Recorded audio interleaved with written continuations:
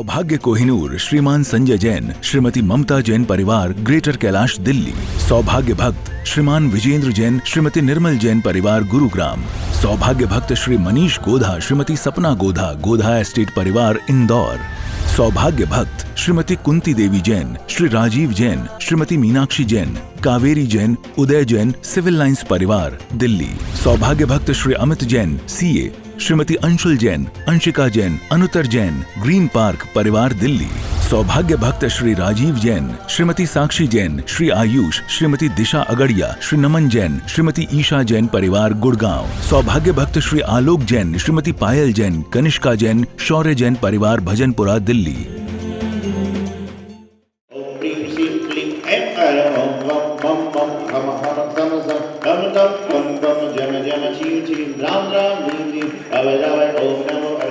भगवती श्रीमती जलाभिषेकं करोमि शा।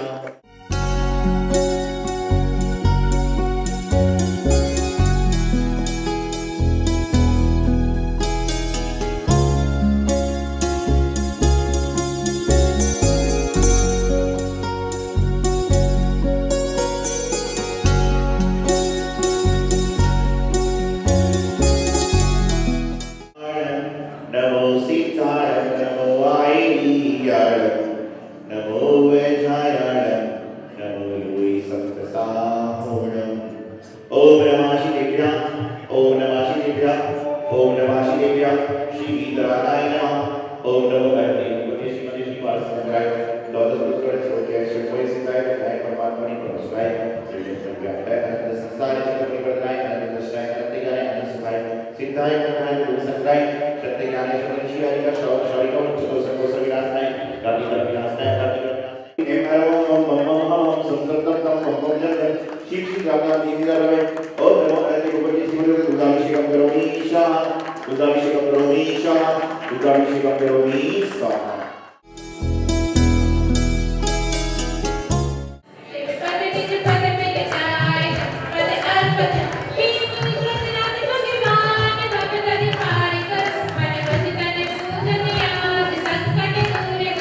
ओम ईश्वर भगवेश्वर श्री कृष्ण जय मत गिरवलानी महारवाणीशा देवा आए हैं कश्मीर प्रभु जी चरणों की सेवा। आए हैं कश्मीर प्रभु जो चरणों की सेवा। बस विदिशा भद्र मिलाए करके उतार प्रभु निज पद में रो मिल जा याते या चतुर चिंतामणि स्नान चिंता दूर करो मन चिंते रहो त्रैकाल जो रंजन हुए। ओम ह्रीं श्री श्री चक्रारी चिंतामणि पार्षद नमः गिरवलानी महारवाणीशा। ओम ह्रीं परम पूज्य सम्राट आचार्य श्री संत सागरी महाराज की गिरवलानी महारवाणीशा। आचार्य श्री सागरी महाराज की कलश जाएगा, घर में स्थापित होगा, श्री की वृद्धि होगी। सबसे पहले इस मंगल कलश को आप मंडप पर स्थापित करेंगे। उसके बाद विधान की आराधना के बाद श्री गुरुदेव के करकमलों के माध्यम से एक कलश आपको प्रदान किया जाएगा। इसको आप अपने घर में जाकर के स्थापित कर सकते हैं।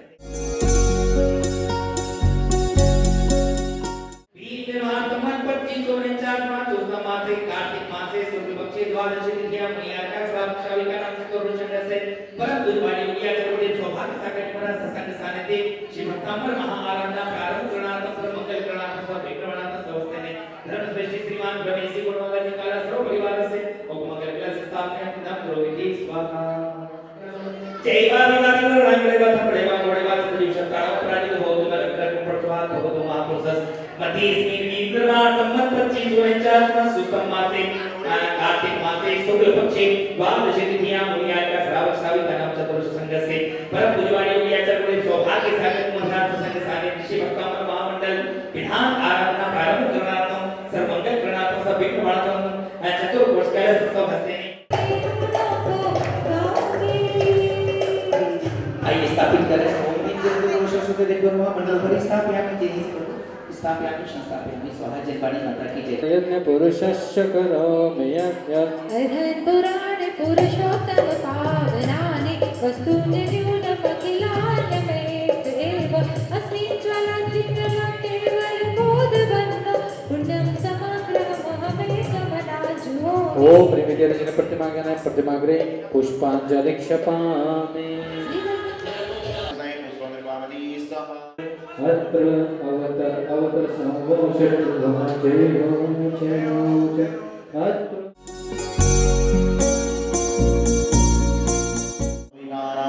सम्यक् परम्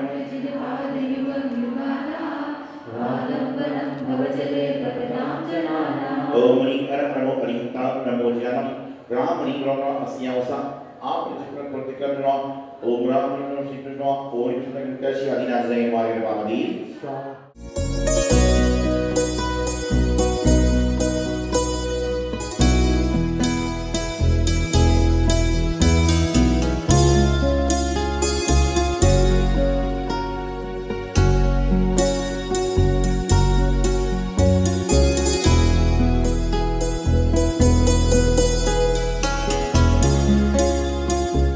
महानुभाव आज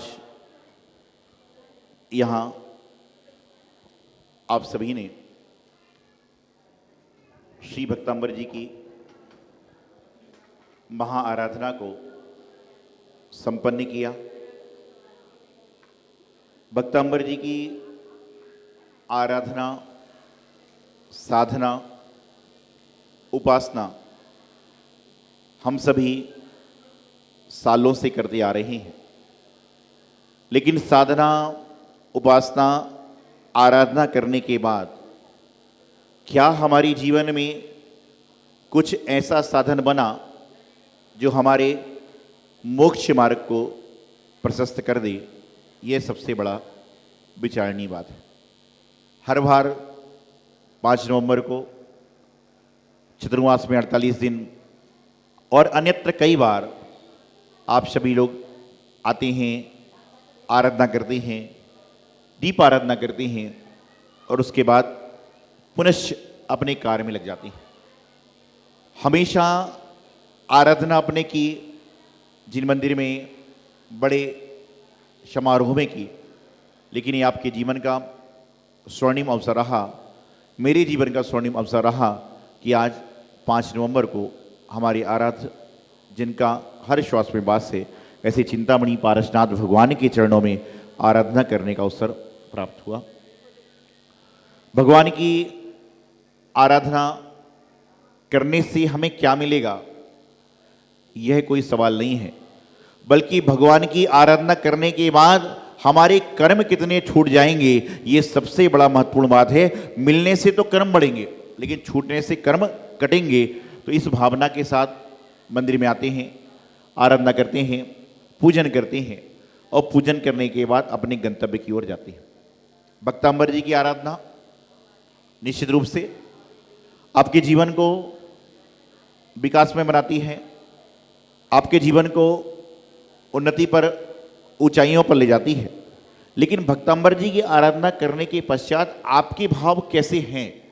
यदि आपने 48 अर्घ चढ़ाए हैं तो क्या 48 दिन तक हमारे भाव ऐसे ही बने हैं जैसे हम 48 मिनट तक आराधना कर रहे थे? 48 अर्घ चढ़ाने के बाद क्या हम 480 घंटे 48 मिनट भी उसी तरह के भाव में रह पाते हैं जैसे हमारे भाव आराधना के थे? तो समझ के चलना कि आपकी विधान की आराधना करना सफल हो जाएगा।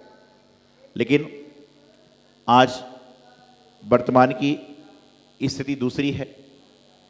हर व्यक्ति अपनी अपनी बात करता है, हर व्यक्ति अपने अपने कार्य को करता है। एक व्यक्ति मंदिर जा रहा है, वह चढ़ाने के उद्देश्य से जा रहा है, और एक व्यक्ति मंदिर में इंतजार कर रहा है कि क्या चढ़ाया जा रहा है। दोनों अपने अपने उद्देश्य से बैठे हैं। एक व्यक्ति अपने उद्देश्य के माध्यम से अपने जीवन को सफल करने का प्रयास कर रहा है, और एक व्यक्ति अपने उद्देश्य के माध्यम से अपने जीवन को सफल कर रहा है, लेकिन लालच रूप से कर रहा है। एक व्यक्ति मंदिर के बाहर इसलिए बैठा है क्योंकि उसकी ड्यूटी है 7 बजे से 12 बजे तक बैठने की, और एक व्यक्ति 12 बजे मंदिर से इसलिए उठता है क्योंकि 12 बजे के बाद मंदिर बंद हो जाता है। दोनों में बड़ा अंतर है। यहाँ पर आप आ रहे हो, मैं बुला रहा हूँ, पारस प्रभु की भक्ति कर रहे हैं, लेकिन एक होता है कि मन से भाव से बैठ कर रहे हो, और एक होता है नहीं जाएंगे तो महाराज जी क्या सोचेंगे। अरे ये छोड़िए, महाराज जी को जो सोचना है वो तो एक दिन में सोच लिया उन्होंने, लेकिन आप यदि नहीं आकर करेंगे तो हमारे भगवान जी हमारे कर्म कैसे कटेंगे, ये बात आप सोचोगे तो आपका जीवन का कल्याण हो जाएगा। लेकिन बस आजकल फॉर्मेलिटी के 4-5 वर्ड रह गए हैं, सॉरी, इफ, वट, वाट, इन सब चीजों में सारा काम हो गया कि बस आई एम सॉरी, मैं नहीं आ पाया, बात खत्म हो जाती सारी। ऐसा क्यों करते हो?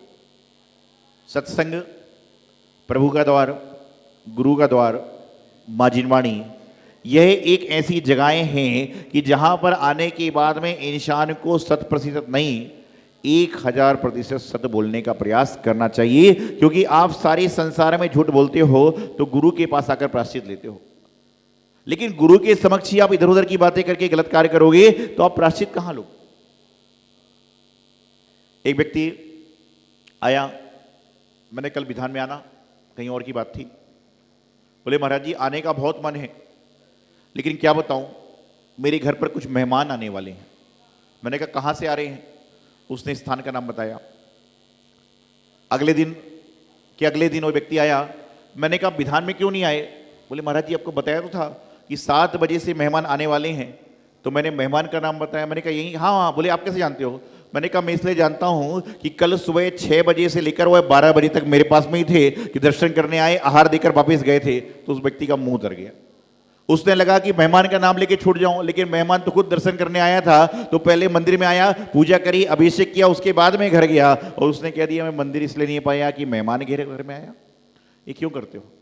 ऐसा कार्य करने का परिणाम अच्छा नहीं है। आप सीधा बोलो मैं नहीं आ सकता हूं, बात करो, दूसरी बात करने की आवश्यकता नहीं है।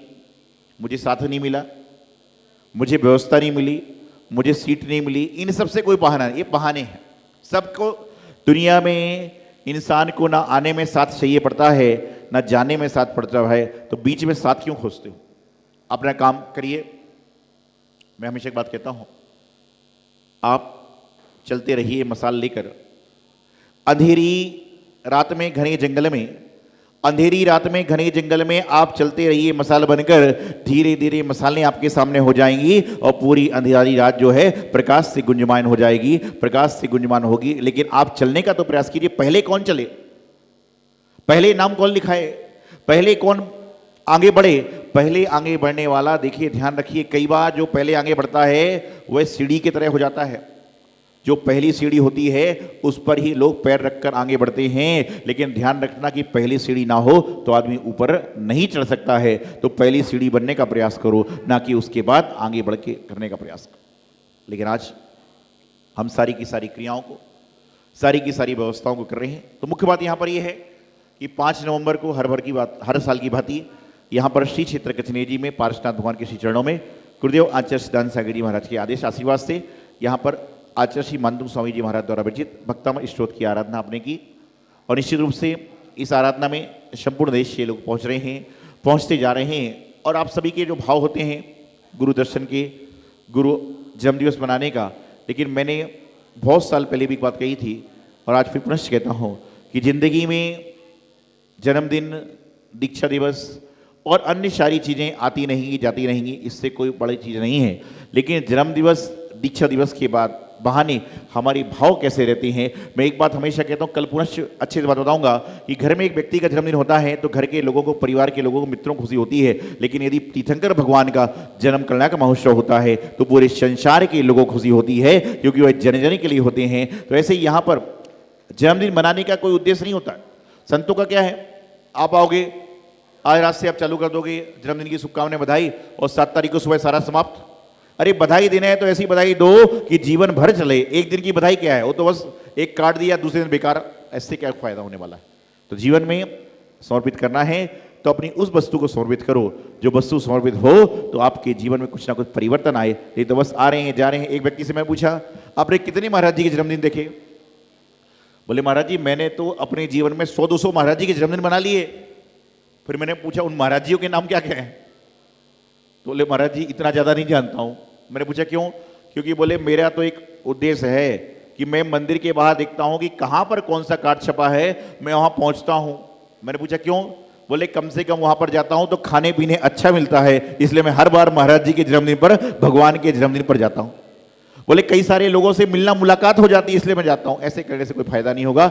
अपने जन्म को सुधारने के लिए जन्म जयंती मनाने आ रहे हैं, अपने कर्म को काटने के लिए भगवान के दर्शन करने आ रहे हैं, तो कर्मों को काटें और अपना मोक्ष मार्ग प्रशस्त करें। यही मंगल भावना आचार्य गुरुवर सिद्धांत सागर जी महाराज की। सौभाग्य कोहिनूर श्रीमान संजय जैन, श्रीमती ममता जैन परिवार, ग्रेटर कैलाश दिल्ली। सौभाग्य भक्त श्रीमान विजेंद्र जैन, श्रीमती निर्मल जैन परिवार, गुरुग्राम। सौभाग्य भक्त श्री मनीष गोधा, श्रीमती सपना गोधा, गोधा एस्टेट परिवार, इंदौर। सौभाग्य भक्त श्रीमती कुंती देवी जैन, श्री राजीव जैन, श्रीमती मीनाक्षी जैन, कावेरी जैन, उदय जैन, सिविल लाइंस परिवार, दिल्ली। सौभाग्य भक्त Shri Amit Jain, CA, Shrimati Anshul Jain, Anshika Jain, Anuttar Jain, green park परिवार, दिल्ली। सौभाग्य भक्त श्री राजीव जैन, श्रीमती साक्षी जैन, श्री आयुष, श्रीमती दिशा अगड़िया, श्री नमन जैन, श्रीमती ईशा जैन परिवार, गुड़गांव। सौभाग्य भक्त श्री आलोक जैन, श्रीमती पायल जैन, कनिष्का जैन, शौर्य जैन परिवार, भजनपुरा, दिल्ली।